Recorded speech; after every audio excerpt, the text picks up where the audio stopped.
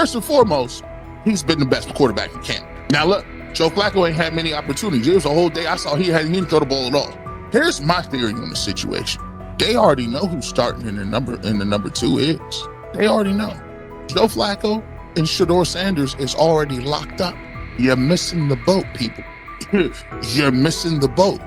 Your boy, Kenny Pickett and Dylan Gabriel, oh, they're fighting. Shedeur didn't merely clock in, he hijacked the session. One moment he's loosening his arm, the next he's roasting veteran QBs like faded names on busted draft boards. Defensive coordinators everywhere had the same gut punch reaction. Uh-oh. His pocket poise? Straight disrespectful. His timing? Psychic. And every pass left his hand like it was laser guided to its mark. While Shedeur Sanders was slicing up routes, the Browns' secondary looked less like an NFL backfield and more like a gaggle of dads sprinting through a Saturday fun run. Big on enthusiasm, short on closing speed. Coaches fought the urge to slam the emergency horn. Players traded wide-eyed, "Are we serious?" stares, and someone even double-checked that a hidden camera crew wasn't about to pop out of the tunnel. But nope, this was pure Shedeur. Half cold-blooded surgeon, half highlight factory. He wasn't dropping a casual "I'm here," he was crafting a masterclass. From the first rep, the tempo changed. Shedeur Sanders accepted the snap with steady footwork, diagnosed the Browns' single high shell, and delivered a tight window seam route that forced the free safety to recover late. Throughout the period, he manipulated leverage with quick shoulder fakes, moved through full field progressions, and released on time from a balanced base, consistently putting the ball on his receiver's upfield shoulder. Cleveland's coverage struggled on multiple fronts. Safeties hesitated between deep half responsibilities and underneath support, creating voids at 15 to 20 yards. Cornerbacks and off-man were caught in trail position when Sanders used rhythm throws on 3-step drops, while those who tried press technique had their inside hand neutralized by his receivers' outside releases. Linebackers widened to match shallow crossers, leaving the middle hook unguarded for pivot routes and option digs. One corner attempted a line of scrimmage jam. Sanders immediately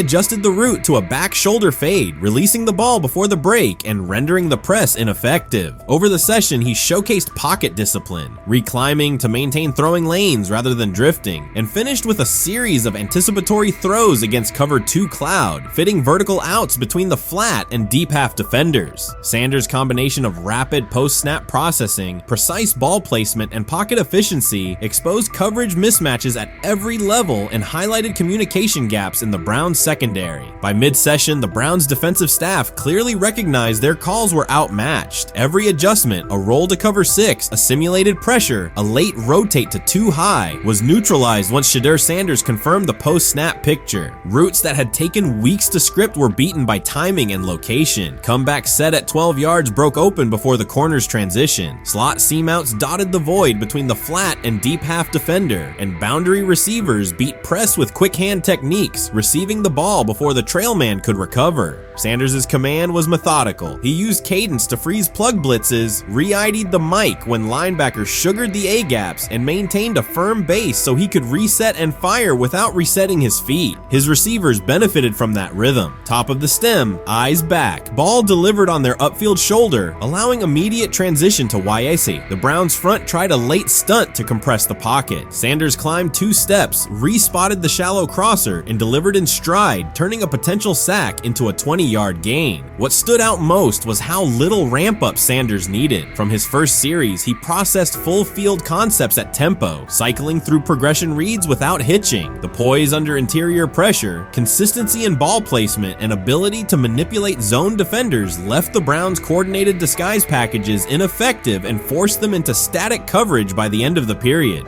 In short, Sanders' efficient mechanics, rapid processing, and anticipatory accuracy rendered Cleveland's defensive game plan ineffective at every level, from pre-snap disguise to post-snap spacing. Imagine there's many people that think Dylan Gabriel's a better quarterback than Shedeur Sanders. I don't care where they were drafted.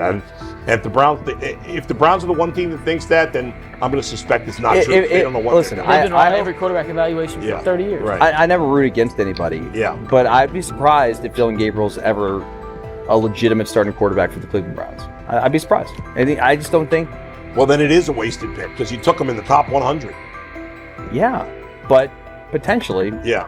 may get away with it because of Shedeur. An edge rusher chirped at Shedeur Sanders between snaps, hoping to shake his rhythm. On the very next play, Sanders answered with a 30-yard laser, a deep dig from the boundary side that split the single high safety and the trailing corner. He hit the top of a 5-step drop, kept a firm base, and delivered on time to the receiver's outside shoulder, turning what should have been a routine rep into a sudden change explosive. From that moment on, every coverage wrinkle the Browns tried, rotating from cover 3 to quarter half, flashing a Tampa 2 shell, mugging both A-gaps, was met with a precise counter. When corners pressed, Sanders adjusted the route to a back shoulder fade. When safeties widened, he checked to a glance post. When linebackers bailed, he found the running back on a delayed option out of the backfield. Even late simulated pressures couldn't move him off his spot. He simply climbed, reset his feet, and fired. As Cleveland's defenders rotated through checks, Sanders manipulated them with cadence and eye discipline. He froze weak side safeties long enough to create intermediate windows, then feathered the ball into those lanes before help could arrive. When the Browns finally dropped 7 and matched every route, Sanders tucked the ball and converted 2 separate 3rd and 6 situations on the ground, reminding everyone that his mobility is as calculated as his arm. By the end of the session, the defensive coordinator's call sheet looked obsolete. Sanders had neutralized blitz looks, exposed spacing issues in zone, and forced the unit into static base coverage just to survive the period. It wasn't a camp drill anymore. It was a clinic on timing, processing speed, and controlled aggression, delivered snap after snap by a quarterback who never needed a warm-up lap to own the field. They never planned on taking him. The problem is, like Ocho Cinco said, you got somebody that has endeared himself to the locker room. And guess what? The difference between him and Tim Tebow, the biggest one, is he can play. He can throw the ball. Tim Tebow running around being an H-back, he can throw the ball. And he's done everything he needs to do. He ain't saying nothing. He ain't rocking the boat. He ain't mad about the reps. He ain't mad about none of that. All the people out there want to see is this, like Tyler said earlier. We want to see what he can do with Jerry Jeudy. That's it. I want to see what he can do with David Njoku. I want to see him with Junkins. I want to see him with the first running backs. If you are cooking, if you are beating down the doors with the 3s and 4s, guess what? You deserve more. From the first team period on, Cleveland's secondary looked a step slow. A deep third safety hesitated on a post-snap rotation, leaving Shedeur Sanders free to climb the pocket and fire a 22-yard out that arrived before the defender could plant and drive. The supporting cast around him, players fighting for roster spots, not Pro Bowl invites, benefited from his command. Sanders used tempo to control the defensive front, altered protections at the line, and located throwing lanes so quickly that one receiver didn't register the catch until he crossed the goal line. That's exactly what he says. I'm told the footage of Shedeur Sanders meeting with the Giants is so bad that both the Browns and the Sanders family have threatened legal action if it is published. The New York Giants have released audio from their draft interview with Shedeur Sanders, and the disclosure has drawn intense public reaction. Fans want to know whether Sanders made critical remarks and why the Giants shared material that should have remained confidential. The situation revolves around an open microphone, contentious comments, and the broader implications of the leak. The New York Giants published a brief, edited segment from their interview with Shedeur Sanders and withheld the remaining footage. Observers are debating whether this was a strategic public relations decision or an attempt to discredit him. The team has offered no additional explanation, and many fans view the limited release as inadequate and potentially misleading. They are demanding full transparency and accusing the organization of orchestrating a negative narrative. While criticism of Sanders is vocal, his supporters are responding with equal intensity. There was another team that he sat down with. What do you mean it didn't go well after that? So, he was pissed that they did that to him. They did that to him. He counter-confronted the them. same thing they do to every other quarterback prospect. They did that to him. They slide in a mistake to see if you catch it. Right. And so because you're the quarterback. But he didn't take it as a correction. He took it as like he got pissed off. Yeah, and it's like so here's another one. So another one was, he throws a bad interception, and it was a deep throw early in the game, and he comes back and they go in the meeting, they show the interception. The Giants have released only a brief excerpt of the interview and are refusing to share the rest. Their decision has drawn criticism across TikTok, X, and Facebook, where many see it as a poorly handled public relations move. Fans are calling for the full recording to be published so the situation can be judged in its entirety. The GM is on film that the Son, they in this. They asked his son last draft, yo, who you think I should pick? His son like, yo, you need to get the Jaden Daniels, big. This is what his son, it's on tape. You should go Jaden Daniels. He laughing at his son. And all right, cool, get Jaden Daniels. I don't even know how that tape got out.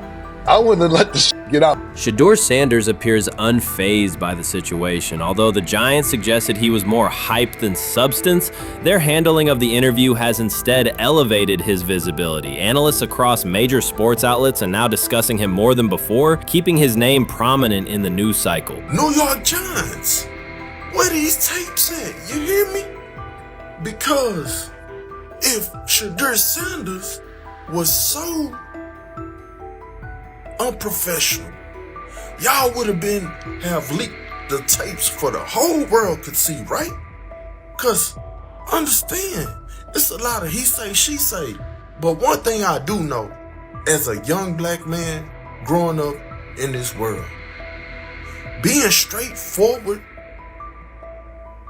and not sugarcoat anything. The Giants' PR team appears to reject Sanders' family connection outright, a decision many view as unprofessional and lacking nuance. Internal discussions seem to have dismissed quarterbacks with prominent relatives as poor fits for the organization, revealing limited awareness of public perception. The response was swift. A single edited clip ignited widespread debate on social media, with fans asking why essential segments were held back and what the team might be hiding. Critics argue that if the full interview contains nothing damaging, the club should release it in its entirety. Online discussion intensified immediately and continues to gain momentum. What they do during the film and the combine and the meetings is teams will install mistakes intentionally planted in the install, and they want you to catch them. Shedeur didn't, and when a coach called him out, once again, it didn't sit well.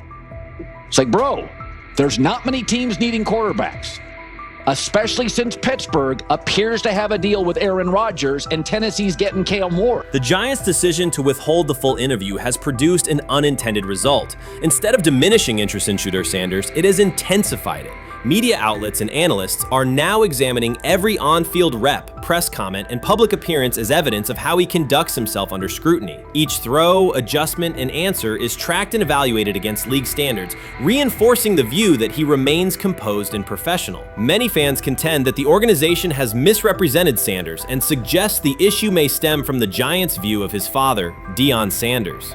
They see the partial release as an attempt to raise doubts about his character by association. That perception has only made his profile more compelling. The discussion has shifted from whether he deserves a high draft position to how effectively he withstands sustained pressure. Sanders is now regarded not just as a talented prospect, but as a symbol of resilience, central to debates about transparency and organizational strategy. Even if the Giants eventually provide more context, the visibility they have created for him is unlikely to fade. The most fun yet the most difficult thing I cover and we cover all year long is not games. It's the NFL draft. Because I've said this many times, you get lied to for a month to 2 months up to it. And so often during the draft, and every few drafts, there's a guy that really falls, precipitously falls. This year it was Shedeur Sanders, it's been Aaron Rodgers, it's been Dan Marino. Every few years somebody falls a lot. And so, but those stories don't come out until like the fall. Criticism of Shedeur Sanders from within the Giants organization has become increasingly public. Team communications appear focused on casting him as an overhyped prospect, whose character should be questioned,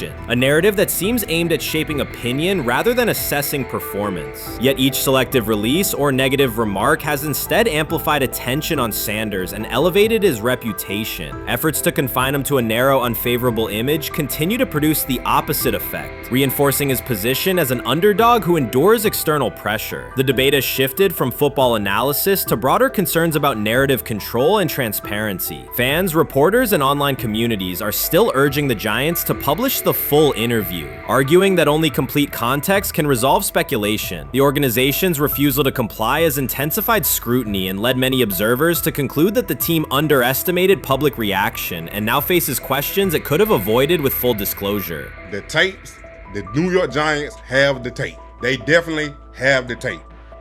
It's confirmation that they had the tape. Shedeur didn't do nothing. It's what they saying he did. I'm gonna tell you what these mixed reaction right here. So we already know about the New York Giants, but the Pittsburgh Steelers head coach Mike Tomlin reported Myles Sanders' talent, but hesitated to draft him due to previous challenges with quarterbacks like Russell Wilson and Justin Fields, leading to more cautious approach. Las Vegas Raiders. Sanders met with Raiders at the NFL scouting combine and expressed enthusiasm about potentially joining the team. His familiarity with the West Coast offense and quick release was noted positive, though concerns about his ceiling. Hours after the Giants posted that short audio clip, the timeline never slowed. Comment threads filled with frame-by-frame breakdowns, lip-read attempts, and side-by-side comparisons of what was said versus what was left out. Reporters called league contacts. No one could explain why a franchise would stir this level of curiosity only to seal the vault. Each refusal sharpened focus on Shedeur Sanders, turning routine throws into national talking points. Analysts kept circling back to the same note. His cadence at the line looks unchanged, steady against the noise. Hashtags demanding the full interview, trend drop, and trend again. Podcast hosts bump scheduled segments to lead with the leak. Rival teams get asked how they would handle a similar situation, then quietly check their own archives. Inside Giants headquarters, the plan to shape the story looks less like strategy and more like a slow burn spotlight they can't switch off. And now every preseason snap, every media availability, every stray sideline camera angle gets fed into a loop that asks, what are they still hiding? The file remains locked. Curiosity keeps compounding. Until someone presses upload or steps to a podium and explains the redactions, the subject drifts away from depth charts and play design, fixing instead on secrecy, control, and the risk of underestimating how fast attention turns pressure into permanence. Momentum isn't fading, it keeps recalibrating. Louder, impossible to mute.